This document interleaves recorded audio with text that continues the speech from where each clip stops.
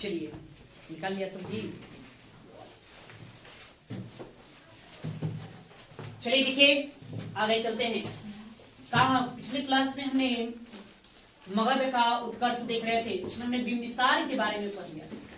बिंबिसार इनका हमने अध्ययन किया बिंबिसार के बारे में कि किस प्रकार से इसने अपने वैवाहिक संबंधों के आधार पर, कूटनीति के आधार पर, है ना, मित्रता के आधार पर अपने साम्राज्य का क्या किया जी, विस्तार किया। इसका प्रारंभिक जीवन तो बड़ा अच्छा रहा, लेकिन अंतिम जीवन बड़ा दुखद रहा। इसी के पिता इसी का पुत्र, इसके पुत्र का क्या नाम था, अजातशत्रु। अजातशत्रु ने उसको क्या किया, कारावास में डाल दिया और यातना देकर के मार डाला। क्या तक पढ़ लिया। तो अब हेडिंग देंगे अजातशत्रु। अजातशत्रु शीर्षक दीजिए अजातशत्रु। इसका समय अवधि क्या रहेगा, 460 से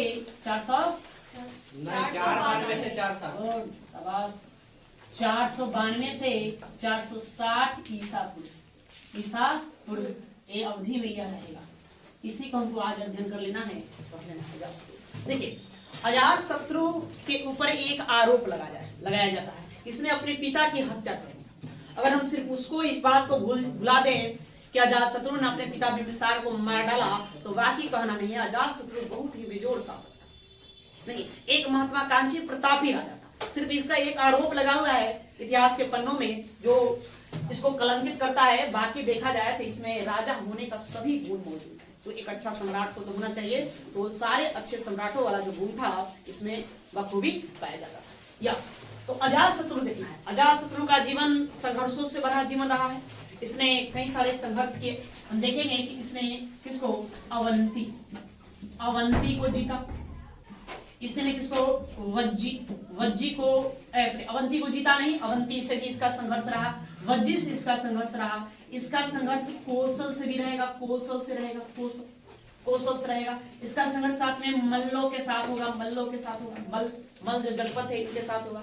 तो कई जो जनपद थे उसके साथ हम देखेंगे अजातशत्रु का संघर्ष देखने को मिलेगा। अजातशत्रु का यदि पहला संघर्ष देखेंगे तो कौशल के साथ होगा। किसके साथ, कौशल। हमने बताया था कि बिंबिसार कितना 4 विवाह किया था। बिंबिसार कितने 4 विवाह किया। तो बिंबिसार का एक विवाह हुआ था कौशल के जो शासक था, कौशल नरेश, उसका नाम हुआ प्रसेनजित हम लोग पढ़ चुके हैं। प्रसेनजित, इन्हीं की प्रसेनजित की बहन हुई, उनका क्या नाम था, महाकोसला देवी। तो महाकोसला देवी हुआ। अजातशत्रु ने अपने पिता बिंबिसार को जेल में डाल देने के बाद जब निधन हो जाता है, तो इसी वियोग में महाकोसला देवी का भी निधन हो जाता है, जिसके कारण प्रसेनजित गुस्सा गया। प्रसेनजित गुस्साने के बाद जो काशी था, काशी दहेज में दिया गया था किसको, बिंबिसार को। तो काशी पर अधिकार करने के बाद यही मतलब कि संघर्ष का कारण बन जाएगा। काशी पर अधिकार करना ही कौशल और मगध के मध्य संघर्ष का कारण बन जाएगा। अजातशत्रु ने प्रसेनजित के ऊपर आक्रमण कर दिया, कौशल राज्य के ऊपर आक्रमण कर दिया। इस राज्य में वह जीत गया। दूसरा बार फिर प्रसेनजित क्या करता है कि फिर दूसरा बार संघर्ष, 2 बार युद्ध करता है। पहले युद्ध में अजातशत्रु विजय हुआ, दूसरे युद्ध में प्रसेनजित कहा जाता है। दूसरे युद्ध में प्रसेनजित ने अजातशत्रु को बंदी भी बना लिया था, उसको कारागार में डाल दिया था। लेकिन अस्थायी शांति वो चाहता था। प्रसेनजित एक शांति प्रिय व्यक्ति था, एक शांति प्रिय शासक होने का। शासक के बारे में बताया जाता है कि प्रसेनजित एक शांति प्रिय शासक था, बौद्ध धर्म को मानने वाले थे, बुद्ध के अनुयायी भी रह चुके हैं। तो ये चाहते थे कि मतलब कि अस्थायी रूप से शांति व्यवस्था बहाल हो, कौशल और मगध साम्राज्य के मध्य युद्ध न हो। इसी को ध्यान में रखकर उसने अजातशत्रु को रिहा कर दिया, कारागार से मुक्त कर दिया और अपनी पुत्री वजीरा, प्रसेनजित की एक पुत्री है, इसका नाम था वजीरा का विवाह भी इसके साथ नहीं, और फिर पुनः काशी को दहेज में दे दिया जाता है। तो ये इसकी एक कहानी है। तो कई सारे बिंदुओं को हमको चर्चा करना है अजातशत्रु को, तो इन सभी बिंदुओं को हम बारी बारी से देखेंगे। तो पहले आप लोग लिखने का कुछ काम करें, उसके बाद देखेंगे।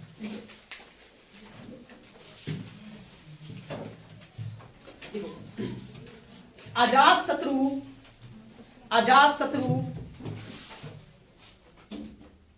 बिंबिसार का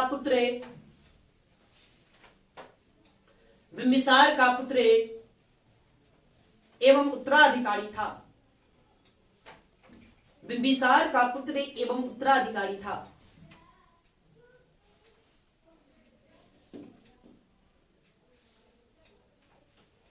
एवं उत्तराधिकारी था। वह एक साम्राज्यवादी शासक था। वह एक साम्राज्यवादी शासक था।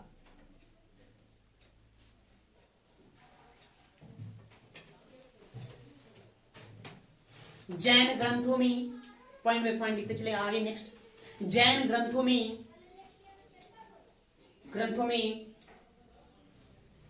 अजात शत्रु को कुनिक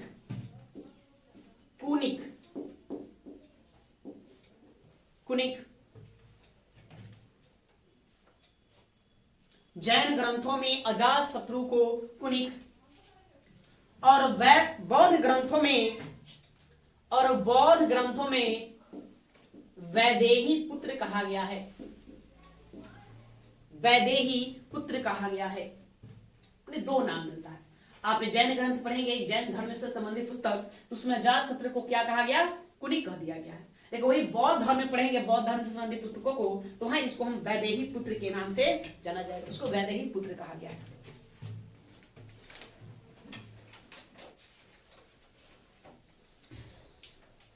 अजातशत्रु का संघर्ष से आगे के अजातशत्रु का संघर्ष से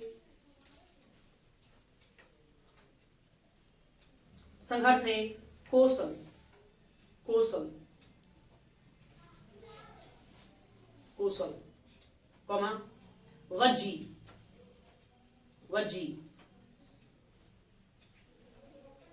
मल्ल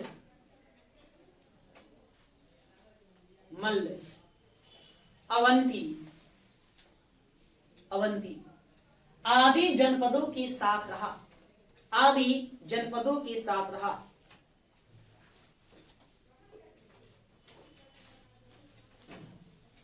रहा। ठीक है, तो इन जनपदों के साथ उसका क्या रहेगा? संघर्ष रहेगा। तो पहले आपको कौशल को जान लेना है। किसको जान लेना है? कौशल। कि कौशल के साथ उसका संघर्ष रहा और इसका क्या परिणाम निकला। तो कौशल से पहले संघर्ष के पीछे की कहानी, जब भी कोई युद्ध होता है तो कोई कारण होता है। तो हमने बताया क्या कि कौशल का राजा कौन था? प्रसेनजित था। प्रसेनजित की बहन महाकोशला का विवाह किससे हुआ था? बिंबिसार से। बिंबिसार जिसका पुत्र अजातशत्रु ने अपने पिता बिंबिसार को जेल में डाल दिया और यातना देकर मार डाला। ऐसा बौद्ध ग्रंथों में बताया गया, लिखा गया। इसी के वियोग में, इसी दुख के कारण महाकोशला देवी का भी क्या हो जाता है? निधन हो जाता है। ठीक है, अजातशत्रु के मां के बारे में कहीं ग्रंथों में उस तरह का उल्लेख नहीं मिलता है। देखिए, कहीं नहीं। उतना सारे किताब पढ़े लेकिन कहीं कोई नहीं बताया कि अजातशत्रु की मां थी। वैसे अंदाजे कह देना भी ठीक नहीं है, कहीं कोई सटीक जानकारी नहीं मिलती है। आप कोई भी किताब उठाकर पढ़िए, है ना, अजातशत्रु के माता के बारे में जिक्र कोई नहीं करता। ठीक है, कोई जिक्र नहीं करता। एक पुस्तक पढ़े, उसमें अजातशत्रु के जो माता थी, माता को महाकोशला देवी को ही बताया गया। क्या बताया गया? महाकोशला देवी बताया। एक पुस्तक हमने पढ़ा था, उसमें मतलब कि छेलना बताया गया, वज्जी छेलना से ही मतलब किसका जन्म हुआ था? अजातशत्रु का जन्म। ये बड़ा कंफ्यूजन वाली बात है, इसलिए हम इस पर चर्चा नहीं करते हैं कि अजातशत्रु का की वास्तविक माता थी। इतिहासकार में भी मतभेद है, इसलिए आपको उस पर ध्यान नहीं देना। इसलिए यहाँ से प्रश्न भी नहीं बनता है। तो हमको जाना है संघर्ष, कौशल के बारे में। कौशल के बारे में संघर्ष के पीछे कारण जान गए। पिता को जेल में डाला, यातना देकर मार डाला। तो उसकी पत्नी थी महाकोशला भी उसी वियोग में मर गई। महाकोशला का जो भाई प्रसेनजित कौशल का ही राजा था, उसने गुस्से में आकर, क्रोध में आकर के काशी पर क्या कर लिया? अधिकार कर लिया। एक काशी जो बिंबिसार को दहेज में दिया गया। यही संघर्ष का क्या बनता है? कारण बनता है। एक कथा भी है, आप लोग राजगीर जाएंगे तो है ना, एक पहाड़ है, इसको क्या कहा जाता है? स्वर्ण पहाड़। एक पहाड़ है, पर्वत है, उसको स्वर्ण पर्वत कहा जाता है। स्वर्ण पर्वत या सोन भंडार भी कहा जाता है। उसको क्या कहा जाता है? सोन भंडार। अब जाएंगे राजगीर घूमने के लिए, वहां जाएंगे तो वहां बताया जाता है कि ये गुफा है ना, पहाड़ है। पहाड़ में वो दरवाजा जो है, दरवाजा पर कुछ है इस तरह से लकीरें आपको नजर आएगी। वो दरवाजा ऐसा लगता है जैसे वाकई में दरवाजा है। मतलब एक पहाड़ का एक दीवार देख लिए बाहरी, अब उसको स्पर्श करेंगे तो आपको धारी सा नजर आएगा, लाइन सा, ऐसा लगे जैसे कि कुछ कटिंग किया हुआ है, दरवाजा टाइप का है ना। और इसके ठीक ऊपर एक श्लोक लिखा हुआ है। श्लोक जो कहा जाता है शंख लिपि में श्लोक लिखा हुआ है। जो श्लोक को पढ़ेगा तब भी जाकर दरवाजा खुलेगा। ऐसे ही बताई जाती है। ऐसा लग किताबों में कहीं कोई जिक्र बात इसको मिलता नहीं है, लेकिन इस तरह की बातें को बताया जाता है, उसी को सोन भंडार कहते हैं। कहानी अब क्या है इसके पीछे कहानी बताया जाता है कि जब अजातशत्रु अपने पिता को जेल में डाल दिया, तब महाकोसला जो देवी थी बिम्बिसार की पत्नी, उसने जितना भी खजाना था, उस सभी खजाने को ले जाकर गौतम बुद्ध को दे दिया। गौतम बुद्ध तो योगी आदमी थे, संत, उन्होंने बोला कि हमें धन का क्या काम। तो उस धन को, उस सोने चांदी जो भी हो, धन हो, खजाना हो, उसको उसी स्वर्ण भंडार जो पर्वत है उसी पर्वत में रख दी और मंत्र के द्वारा उस दरवाजा को बंद कर दिया। कहें कि जब विषम परिस्थितियां हो, जैसे अकाल हो, महामारी हो या भूखमरी हो, जो भी हो, उस तरह की अगर आपत्ति आती है इस राज्य पर, तब इस धन का क्या किया जाएगा, प्रयोग किया जाएगा। कहा जाता है कि वो दरवाजा आज तक खुला है। अब जाएंगे तो थोड़ा सा इसका ऊपर का भाग टूटा हुआ भी है, थोड़ा सा खंडित अवस्था में मिलेगा। कहा जाता है कि अंग्रेज लोग जाने तो इस दरवाजे को तोप से उड़ाने का प्रयास किया, लेकिन वो भी इसमें सफल न हुए। तो यह एक मनगढ़ंत कहानी है कि सच्चाई है, इसके बारे में किसी को पता नहीं है, लेकिन राजगीर में आप ये कथा बहुत प्रचलित है, फेमस है। आप जाएंगे तो कभी मौका मिले तो जाइए वहां, तो सोन भंडार के बारे में पता करेंगे कि सोन भंडार किधर है। वहां जाएंगे तो वहां पर कुछ गाइड लोग रहेंगे, आपको यही कहानी सुनाएंगे। हमने भी यही कहानी सुनाया, किताब पढ़े, किताबों में इसका कोई जिक्र नहीं। तो इसको आप छोड़कर चलेंगे, हो सकता है मिथ्या भी हो, कहानी भी हो, दंत कथाएं हो, जो भी हो, या मेन बात पर आइए। नहीं तो कहानी संघर्ष का कारण समझ के क्या संघर्ष हुआ। और संघर्ष में क्या हुआ, कितने बार लड़ाई, 2 बार लड़ा। पहली बार अजातशत्रु जीता और दूसरी बार प्रसेनजीत जीता। प्रसेनजीत दूसरी बार क्या किया, अजातशत्रु को बंदी भी बना लिया, कारागार में डाल दिया। लेकिन आगे संघर्ष ना हो, दोनों जनपदों में शांति व्यवस्था बहाल रहे अस्थायी रूप से, उसी को ध्यान में रखते हुए प्रसेनजीत ने अजातशत्रु को रिहा कर दिया और अपनी पुत्री वजीरा से उसका विवाह करवा दिया ना। यहाँ और विवाह करवाने का बाद फिर काशी उसको सौंप दिया। यहाँ पर मतलब कि यह समाप्त हो जाती है। बाद में प्रसेनजीत का निधन हो जाता है तो अजातशत्रु ने पूरे कोसल राज्य को मगध साम्राज्य में विलीन कर देता है, मिला देता है। नहीं तो यहाँ से बस इसकी इतनी बातें को जानना है, इसी को लिखना है। देखो लिखेंगे, अजातशत्रु का पहला संघर्ष से, अजातशत्रु का पहला संघर्ष से कौशल से हुआ था, कौशल से हुआ था।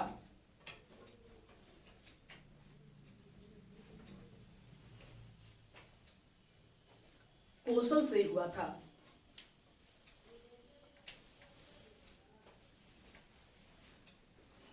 जब अजातशत्रु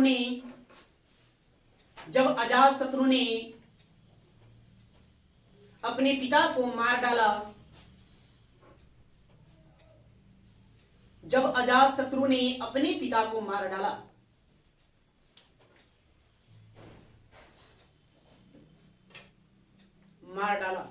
कौमा, तब इस दुख में महाकोसला देवी का भी निधन हो गया। महाकोसला देवी का भी निधन हो गया।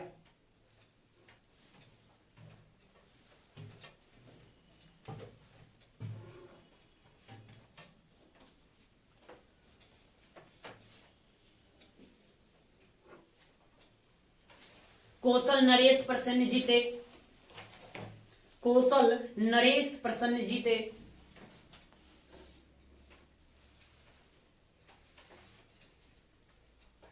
कौशल नरेश प्रसन्न जीते,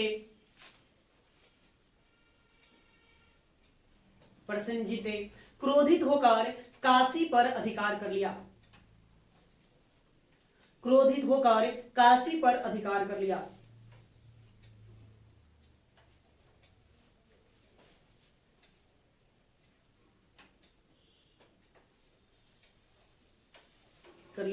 यही संघर्ष का कारण बना, यही संघर्ष का कारण बना।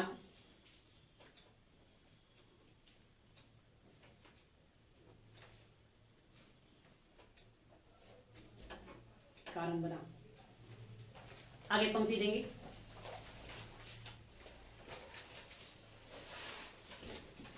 अजातशत्रु ने कौशल पर आक्रमण किया और विजय रहा। अजातशत्रु ने कौशल पर आक्रमण किया और विजय रहा।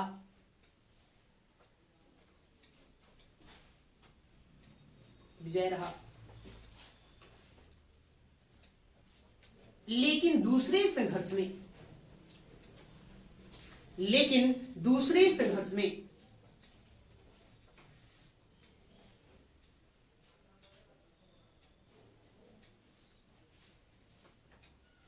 दूसरे संघर्ष में परसेनजीत ने अजातशत्रु को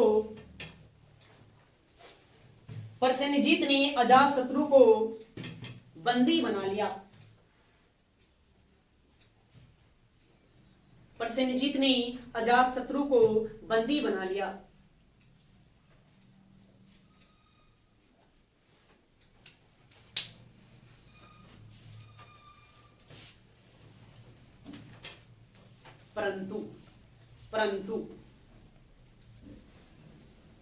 परंतु अस्थाई शांति के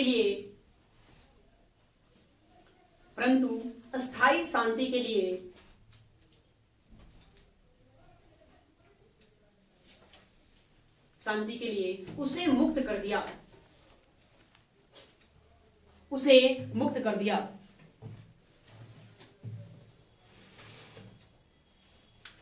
और अपनी पुत्री वजीरा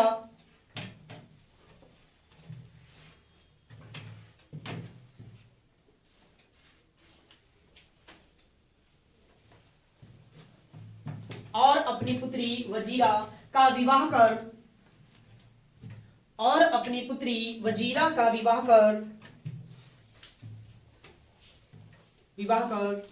काशी को पुनः दहेज में दे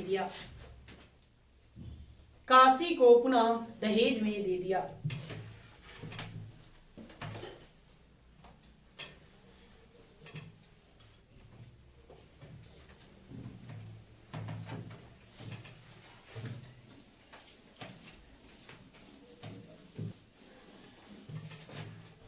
ठीक है, ये हो गया।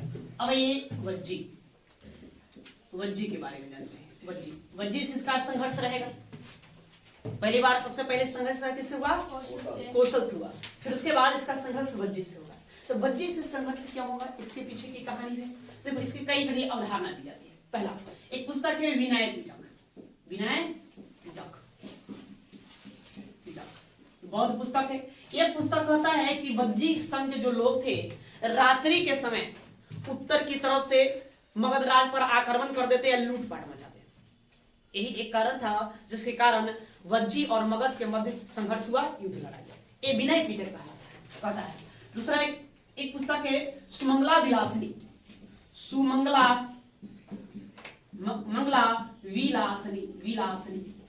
ये बताता है। ये भी एक बौद्ध ग्रंथ है।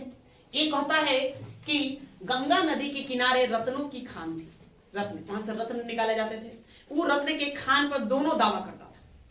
वज्जी भी दावा करता था कि मेरा है, अब मगध से भी दावा किया जाता है कि मेरा है। यही दावे के कारण दोनों के मध्य क्या हुआ, संघर्ष हुआ। वहीं पर आप और आ जाइए जैन ग्रंथ की अलग कहानी है। यह कहता है कि वज्जियों का लिच्छवी नरेश चेटक की पुत्री, जानते हैं छेलना या चेलना का विवाह किससे हुआ था? बिम्बिसार से हुआ था। तो है ना, इससे दो पुत्र की प्राप्ति हुआ। एक पुत्र का नाम था हल और दूसरे पुत्र का नाम था बेहल। हल और बेहल दो पुत्र हुआ। किसका? चेलना और बिम्बिसार का।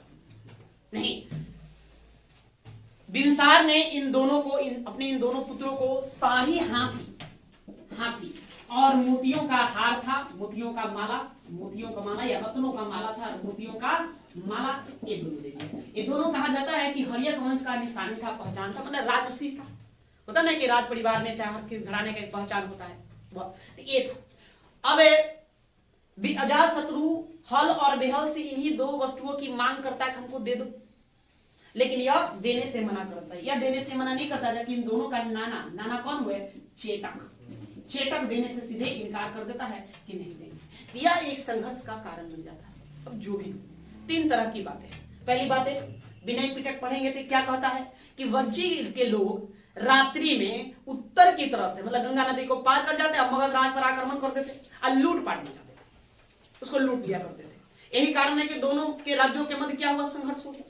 जबकि सुमंगला विलासिनी नामक पुस्तक का मानना है कि गंगा किनारे रत्नों की खान थी, रत्न कीमती पत्थर वहां से निकाले जाते थे।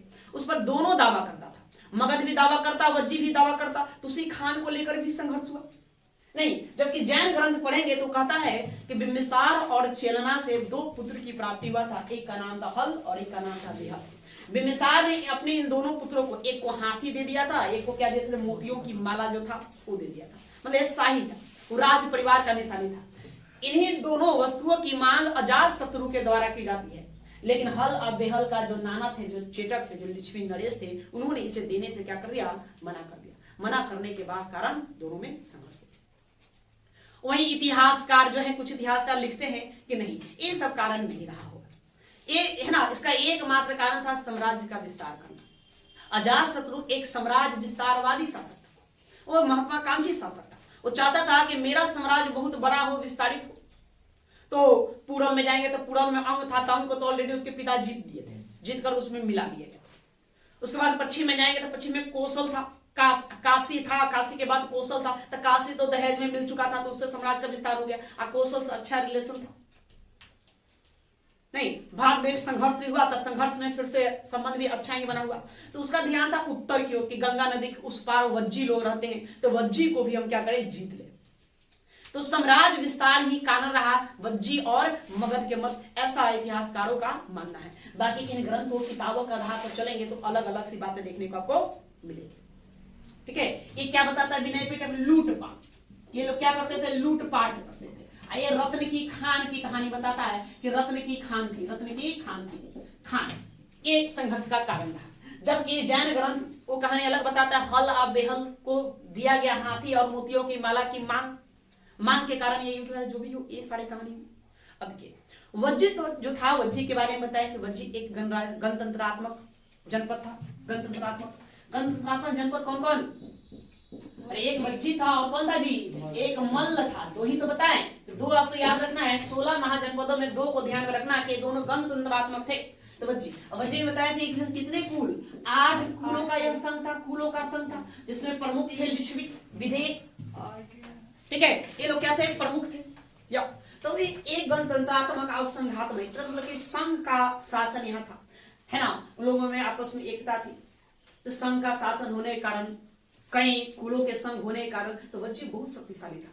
अब वज्जी को जीत पाना बड़ा मुश्किल था। अजात शत्रु ने इसको जीतने का उपाय ढूंढा। कहा जाता है कि अजात शत्रु वज्जी को जीतने के लिए, उपाय ढूंढने के लिए गौतम बुद्ध के पास गए थे। गौतम बुद्ध से मिला, कहा कि हम वज्जी को जीतना चाहते हैं।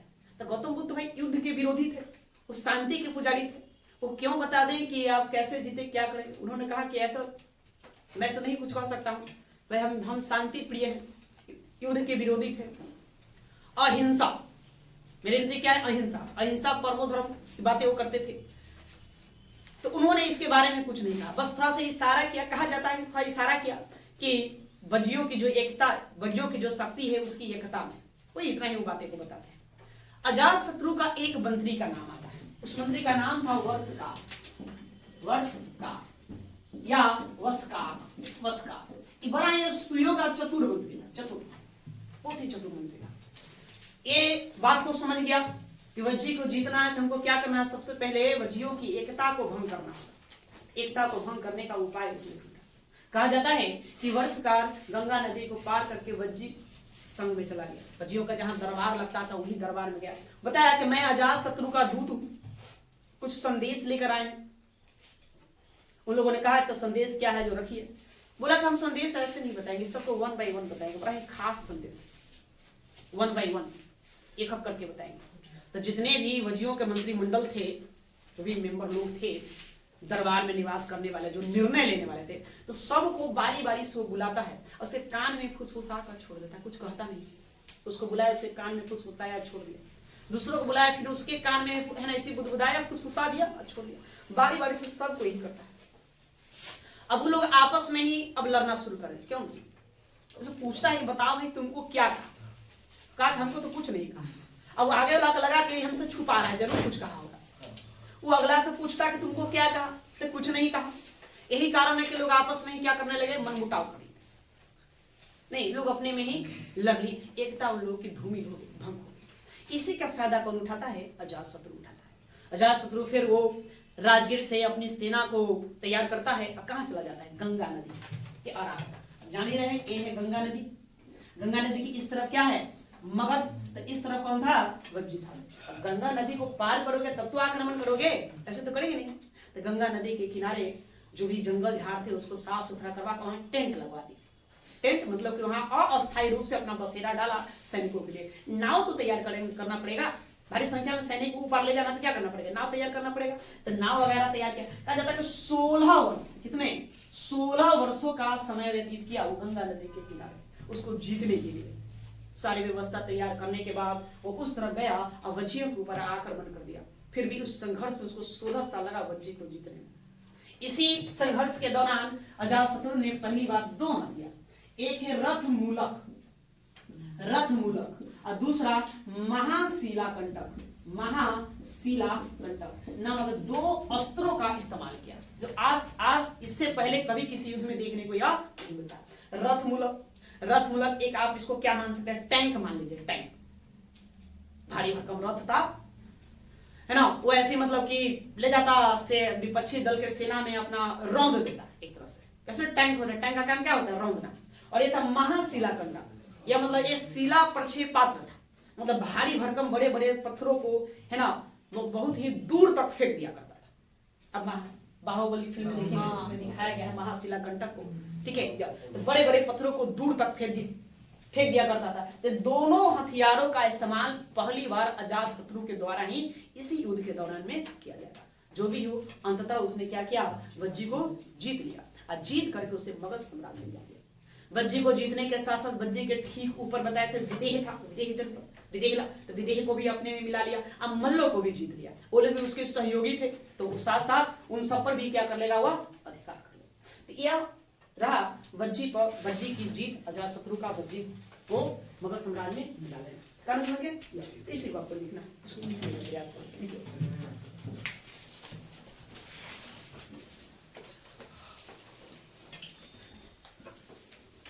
देखिए, अजातशत्रु का दूसरा संघर्ष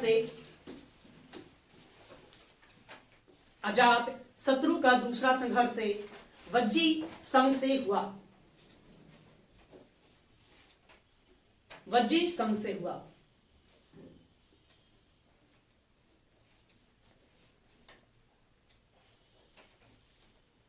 वज्जी संघ से हुआ।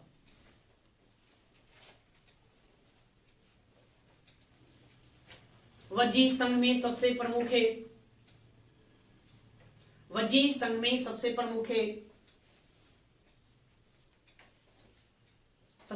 है वैशाली के लिच्छवी थे।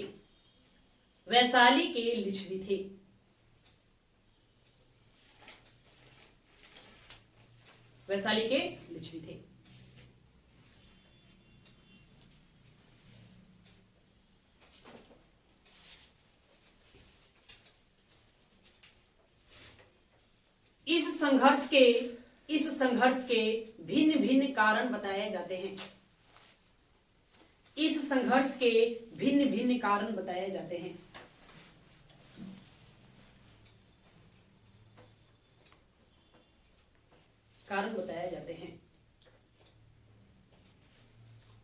डैश दो, पहला लिखिए, डैश देंगे और पहला लिखेंगे। विनय पीटक के अनुसार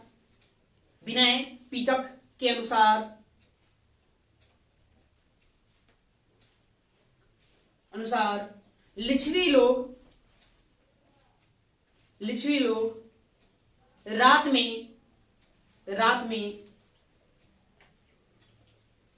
में उत्तर की ओर से मगध पर आक्रमण कर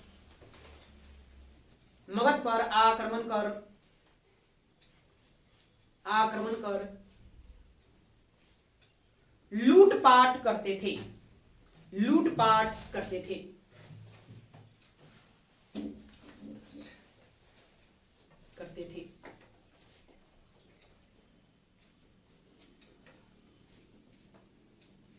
ठीक है।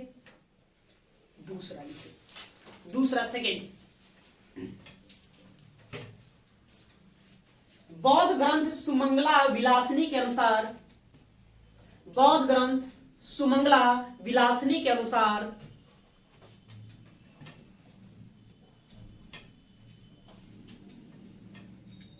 सुमंगला विलासिनी के अनुसार, विलासिनी के अनुसार गंगा किनारे रत्नों की खानें थी, गंगा किनारे रत्नों की खानें थी।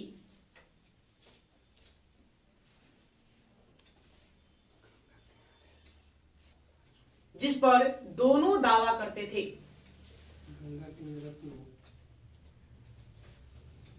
जिस पर दोनों दावा करते थे।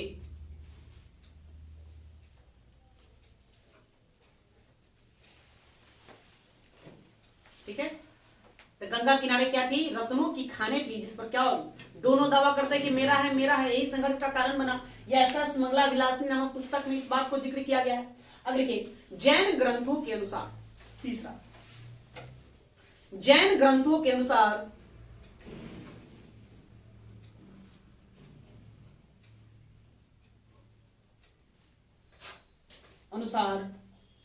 बिम्बिसार और चेलना से उत्पन्न, बिम्बिसार और चेलना से उत्पन्न हल एवं बेहल,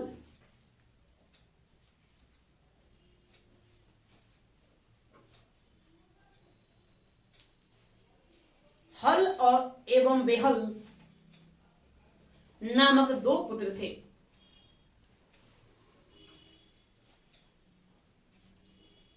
बिम्बिसार और चेलना से उत्पन्न हल एवं बेहल नामक दो पुत्र थे, जो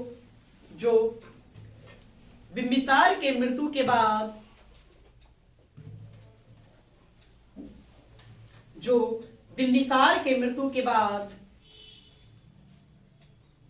के बाद अपने नाना चेटक के पास चले गए।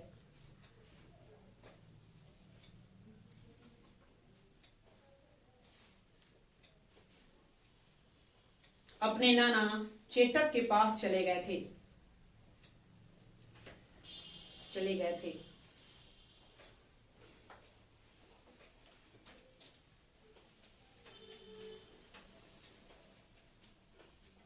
अजातशत्रु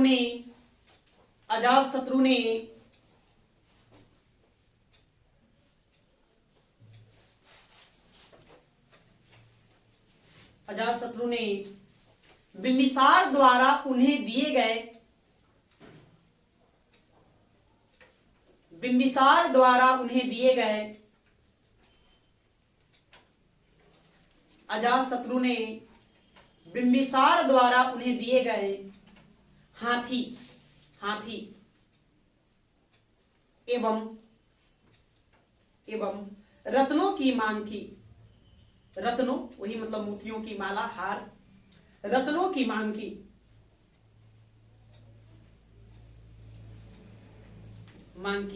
लेकिन चेटक ने देने से इनकार कर दिया।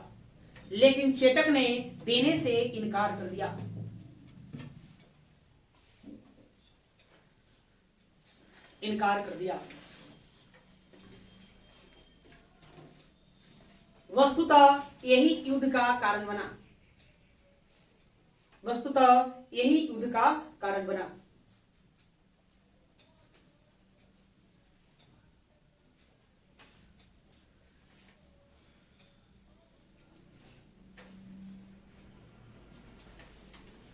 ठीक है, कारण समझ गए।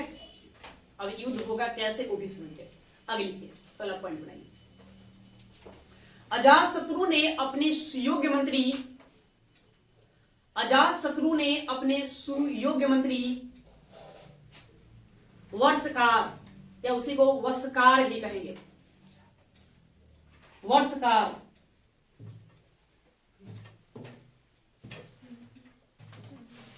अजातशत्रु ने अपने सुयोग्य मंत्री वर्षकार, या उसे क्या कहेंगे, वस्कार की सहायता से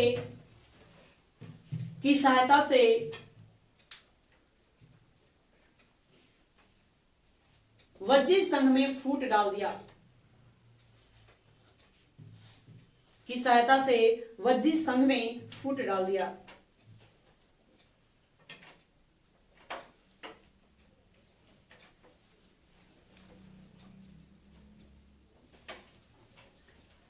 इसी युद्ध में अजातशत्रु ने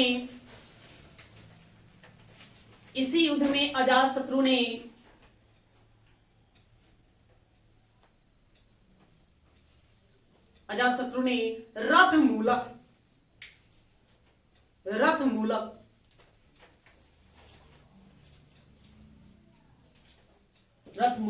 एवं महाशिलाकंटक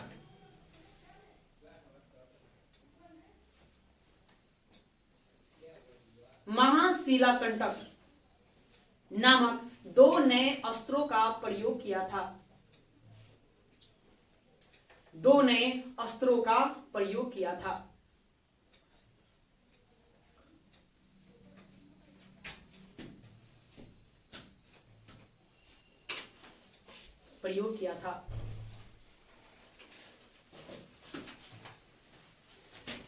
ठीक है। 16 वर्षों के लंबे संघर्ष के बाद 16 वर्षों के लंबे संघर्ष के बाद अंततः अजातशत्रु विजय रहा।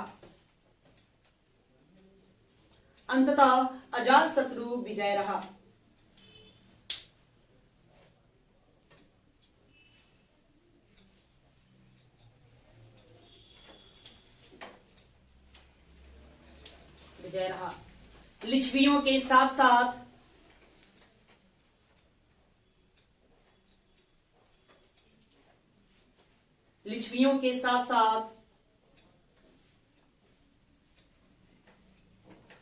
मल्ल विदेह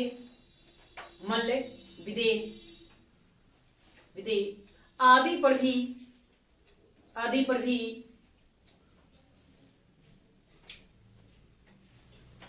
अजातशत्रु का अधिकार हो गया।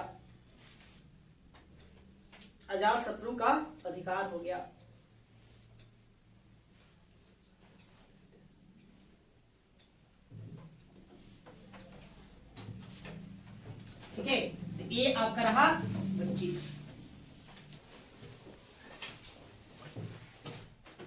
वज्जी के बाद आइए अब अवंती। अवंती की क्या कहानी? अवंती तो जानते हैं, हमें पढ़ा था बिंबिसार के बारे में कि बिंबिसार का अवंती के साथ कैसा संबंध था? शत्रुता वाला या मैत्रीपूर्ण? पहले शत्रुता थी। नहीं, मगध का सबसे मतलब कि ताकतवर जो प्रतिद्वंदी था या मुख्य शत्रु कहिए तो कौन था? अवंती था। अवंती का शासक यहाँ कौन होगा? चंड प्रदोत होगा। तो चंड प्रदोत अब बिंबिसार के मध्य अंततः फिर क्या हो गया था? मित्रता हो गया था। ठीक, अजातशत्रु अपने पिता बिंबिसार की तरह अवंती से मित्रता कायम नहीं रख पाया, उससे शत्रुता के पीछे की कहानी बताया जाता है कि बिंबिसार को अजातशत्रु क्या करेगा? जेल में डाल देगा, कारागाह में डाल देगा, कारागाह में, और वही उसका क्या हो जाएगा? निधन हो जाएगा। चंड प्रदोत बिंबिसार में मित्रता थी, तो कहा जाता है कि चंड प्रदोत ने बिंबिसार के ऊपर आक्रमण करने की योजना बनी। उसकी राजधानी राजगिरी या क्या कहेंगे? गिरिब्रज पर आक्रमण करने की योजना बना लिया था। कौन? अवंती का शासक चंड प्रदोत क्या आक्रमण करेंगे। यही कारण था कि अजातशत्रु ने गिरिब्रज को अपनी राजधानी का चारों तरफ से ध्रुवीकरण भी करवा दिया, भय के कारण, डर की वजह से। लेकिन फिर यह आक्रमण उसने न किया, वो आक्रमण को टाल दिया, चंड प्रदोत छोड़ दिया, आक्रमण करने की योजना को समाप्त कर दिया। इसके पीछे की कारण बताया जाता है उद्यन बताइए कहां का शासक? बताइए, वत्स। तो वत्स, इसका उद्यन का जो विवाह 2 हुआ था। एक हुआ था चंड प्रदोत की पुत्री, इसका क्या नाम था? वासव दत्ता, इसके साथ हुआ था। और अजातशत्रु की पुत्री पुत्री प्रभावती पद्मावती पद्मावती पद्मावती से भी हुआ था। दो विवाह हुआ था इसका। एक तो चंड प्रदोष की पुत्री वासुदत्ता की कहानी हम देखे थे कि वह शिकार करते हुए कहां चला गया था, अवंती के जंगलों में चला गया था। तो चंड प्रदोष ने ही उसको रास्ता दिखाया और फिर उसके बाद में उसे अपनी पुत्री का संगीता नियुक्त कर दिया था। लेकिन दोनों में प्रेम हो गया तो उसने क्या किया, वासुदत्ता को भगा कर कहां लेके चला गया था, कौशाम्बी ले गया। बाद में चंड प्रदोष ने विवाह की अनुमति प्रदान कर दी, ये हमने देखा वो। और एक विवाह उसके अजातशत्रु की पुत्री पद्मावती के साथ हुआ था। तो दोनों के साथ रिश्ता था किसका, उद्यन का। तो उद्यन ने ही मध्यस्थता निभाया। मध्यस्थता निभाने के बाद है ना, चंड प्रदोष और अजातशत्रु के मध्य जो युद्ध के हालात बन रहे थे उसको टाल दिया। इसकी मध्यस्थता के कारण यहाँ पर युद्ध होने से रह गया। लेकिन ये आपको ध्यान में रखना, इसी के भय की वजह से उसने क्या किया था, राजगिरी का किला बंदी कर दिया था। अपने राजधानी को चारों तरफ से बाउंड्रीकरण कर दिया, किला बंदी कर दिया। ये बात याद करने वाली बात है, ठीक है। तो लिखिए,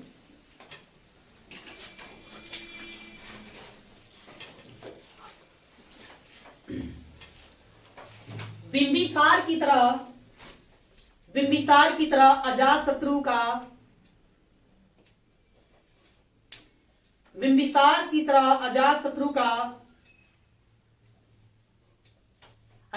का अवंती के साथ मैत्रीपूर्ण संबंध नहीं था।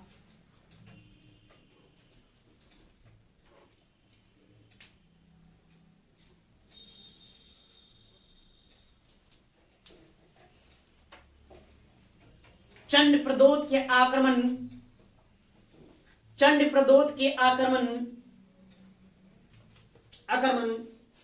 से अपनी राजधानी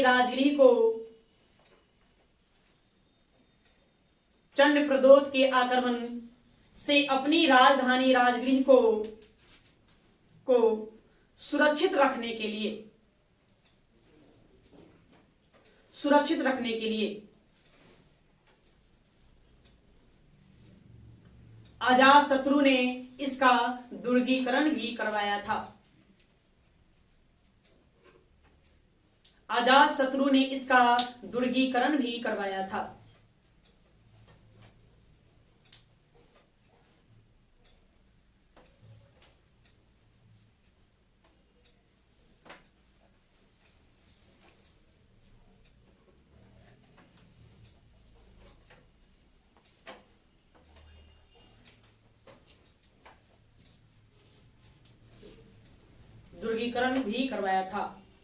परंतु इस युद्ध को टलवाने में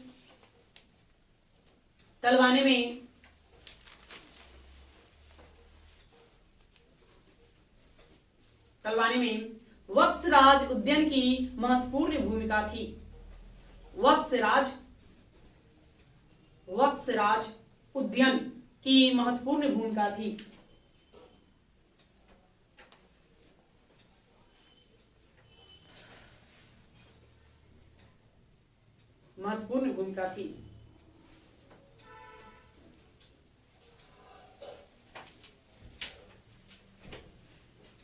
तो उद्यन का विवाह क्यों महत्वपूर्ण भूमिका थी, कारण समझ गए। दोनों का संबंधी था वो नहीं, दोनों का दामाद हुआ ना जी। तो उद्यन का विवाह दो लोगों के साथ, उसको आप नीचे इसी कॉपी में उतार लेंगे वहां अपनी जानकारी के लिए। पद्मावती इसको ऐसे नीचे लिखो। तो दोनों से विवाह हुआ जी। अरे किससे शादी, अब उतना मत जानो, उतना अंदर तक आपको जाना नहीं है, उतना जानकारी किताबों में नहीं दी जाती है। जितना है उतना आपको बता रहे हैं। अब पूरा उसका हमको वंशावली नहीं बनाना है, क्या समझे।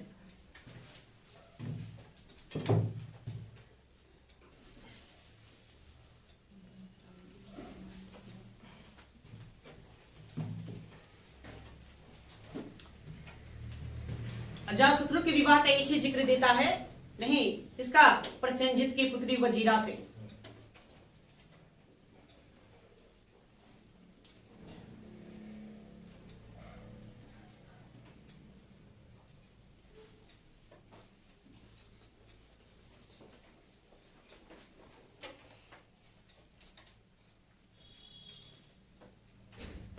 गया। जो उद्यान है ये कहाँ का है? वत्स। काशी में ब्रह्म दत्त लिखा है वो भी अलग है। हाँ वो भी अलग है, जो लिखाए हैं वो सब अलग है, आपको हम सब सारा बात बता दिए हैं। अब उसके बाद आएगा उदाइन। उदाइन या उसी का नाम उदयभद्र देता है, या इसका भी नाम उद्यन मिलता है। क्या मिलता है? उद्यन। और उद्यन से कंफ्यूज नहीं होना है। ये उद्यन कहाँ का? वत्स। कहाँ? वत्स। वत्स बताया, वत्स की राजधानी कहाँ थी? कौशाम्बी थी। वर्तमान का इलाहाबाद का जो क्षेत्र था उसमें वत्सा एक। इसका कार्यकाल रहेगा 460 से 444 ईसा पूर्व। ईसा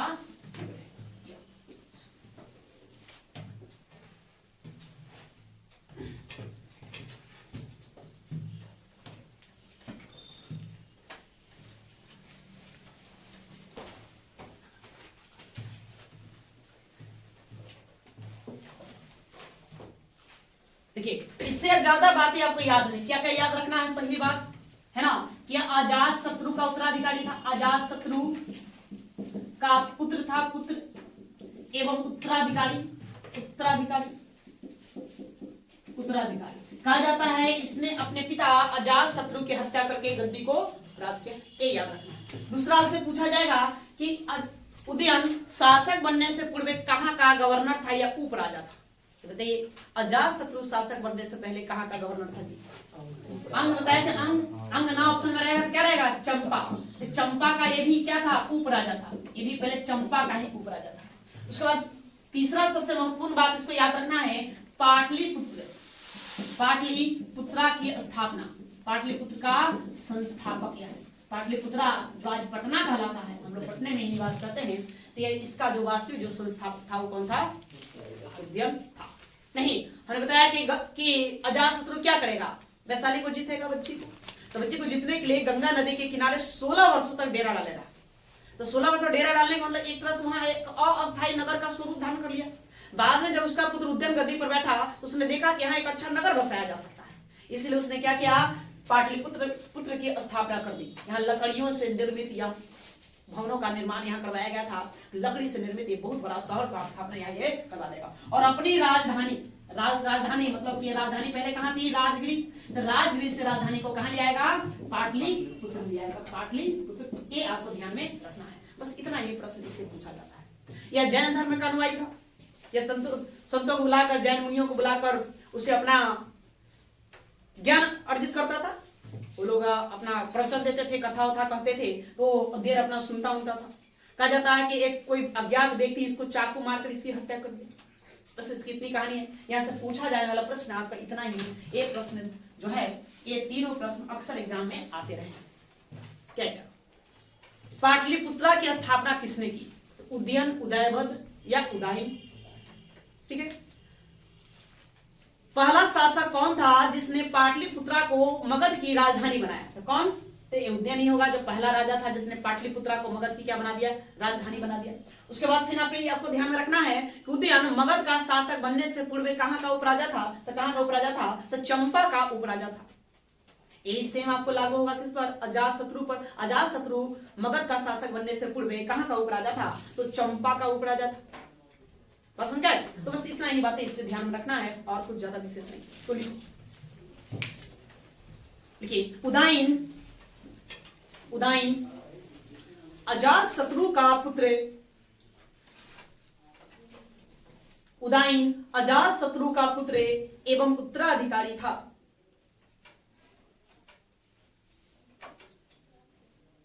उदाइन अजातशत्रु का पुत्र एवं उत्तराधिकारी था।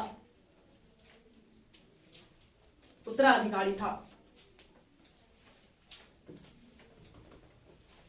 उसने अजातशत्रु की हत्या कर गद्दी प्राप्त किया।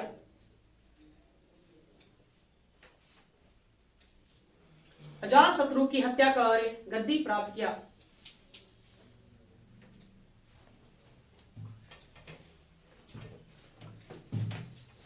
आगे पॉइंट नेक्स्ट। उदयन अजात शत्रु के शासन काल में, उदयन अजात शत्रु के शासन काल में चंपा का उपराजा था, चंपा का उपराजा था।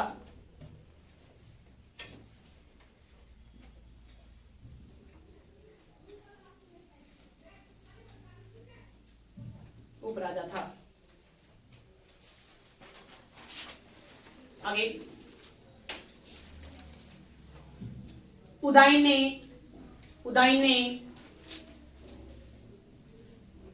गंगा एवं सोन नदी के संगम पर,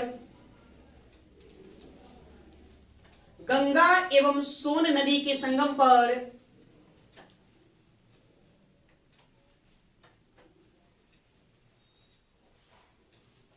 संगम पर पाटलिपुत्रा की स्थापना की, पाटलिपुत्रा की स्थापना की।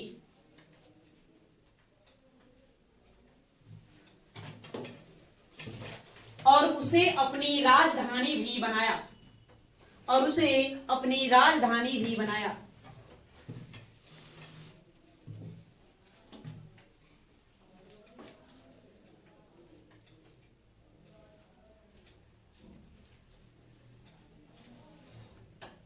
राजधानी भी बनाया। पाटलिपुत्रा को कुसुमपुर भी कहा जाता था, कुसुमपुर।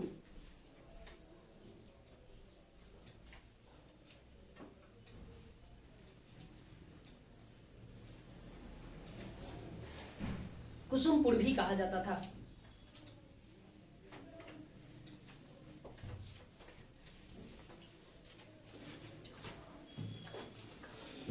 एक लाइन और लिखिए। उदयन जैन मतानुयायी था, उदयन जैन मतानुयायी था।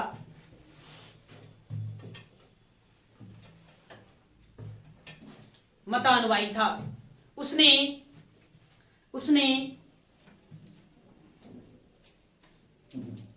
पाटलिपुत्रा में एक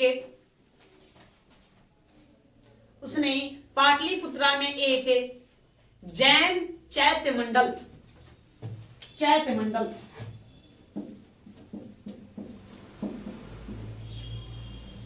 जैन चैत्य मंडल, पूजा गृह को चैत्य मंडल कहा गया है। जैन चैत्य मंडल का भी स्थापना कर निर्माण करवाया, जैन चैत्य मंडल का भी निर्माण करवाया।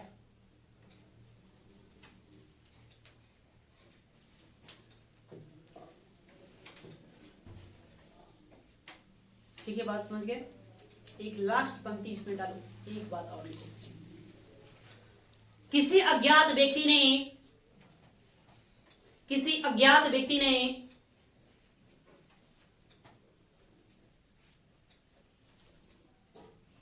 छुरा घोंपकर उदयन की हत्या कर दी, चाकू मार दिया, छुरा घोंपकर उदयन की हत्या कर दी।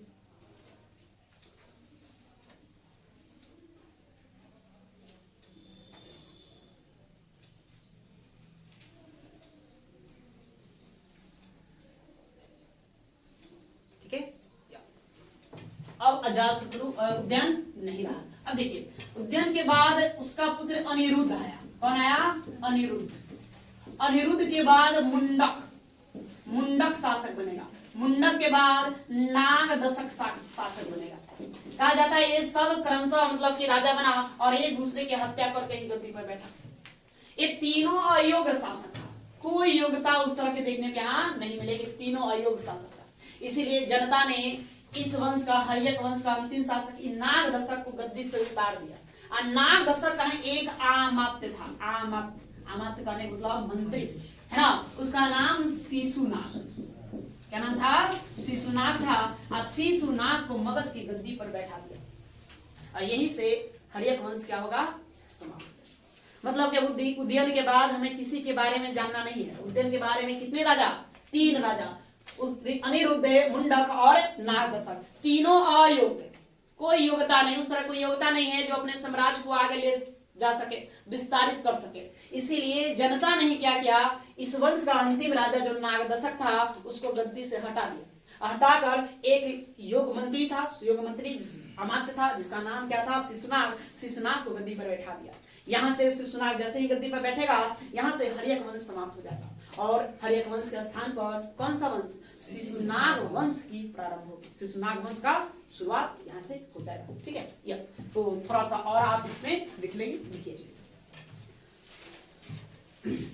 उदयन के मृत्यु के बाद, उदयन के मृत्यु के बाद,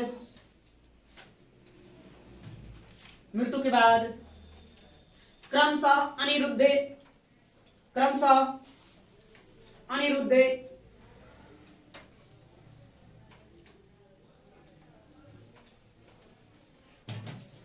क्रमशः अनिरुद्धे मुंडक, मुंडक और नागदशक शासक बना, नागदशक शासक बना।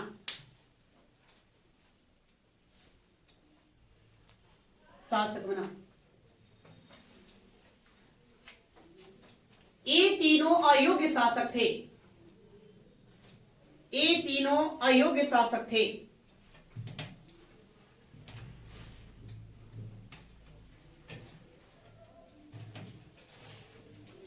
अयोग्य शासक थे या अयोग्य शासक सिद्ध हुए। इस वंश के अंतिम शासक है, इस वंश के अंतिम शासक है, अंतिम शासक है नागदशक को, नागदशक को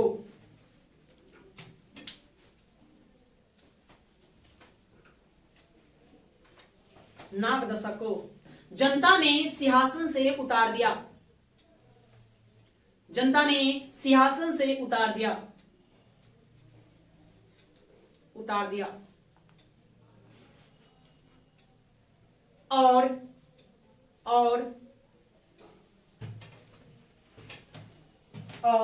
एक सुयोग्य या योग्य लिखिए, एक योग्य अमात्य, एक योग्य अमात्य शिशुनाग, शिशुनाग को राजा बनाया। योग्य अमात्य, अमात्य या मंत्री आप लिखिए, एक योग्य मंत्री शिशुनाग को राजा बनाया, राजा बनाया। तो यहां पर अब हर्यक वंश क्या होगा, अब आप लोग शीर्षक दीजिए शिशुनाग वंश, और यहां से कहानी हम लोग कल देखेंगे, हेडिंग देकर छोड़ देंगे शिशुनाग वंश। ठीक है,